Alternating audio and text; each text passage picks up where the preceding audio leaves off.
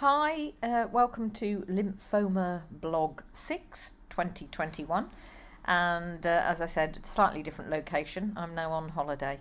And yes, yesterday, interesting stuff that I posted about other people's diagnosis and how it's incredibly difficult actually to spot what it is that helps the doctors or anybody else or us personally diagnose this particular type of disease.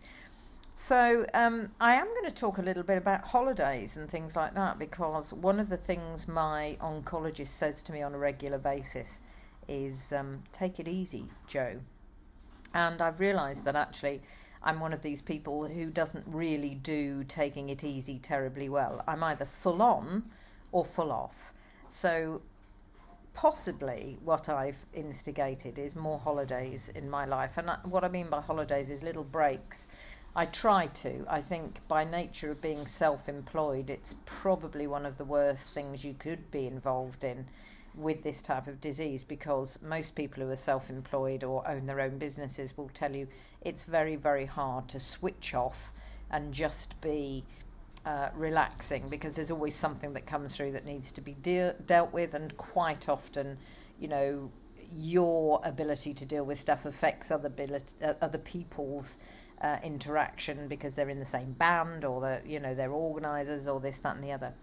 So it is important that I do try and do this, and I think I've spent for most of my life trying to learn how to relax, and I'm not sure that I've actually arrived fully at it yet.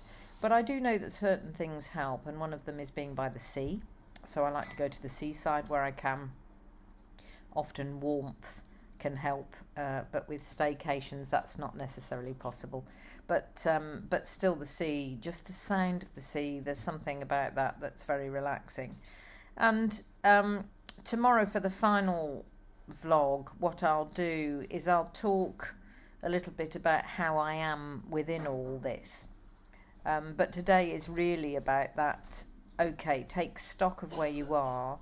If you've been diagnosed with something like this, when they say take it easy, you have to start recognising when you might have had enough, or when you need to maybe manage your time better. These are all like notes to self. If I had little devil up here, it would be going, note to self, do less, note down what causes you stress, do less of what causes you stress, put in mechanisms that actually alleviate your stress, and eat properly, live properly, etc., etc. Some of those things are hard to do because the nature of self-employment is that it is stressful.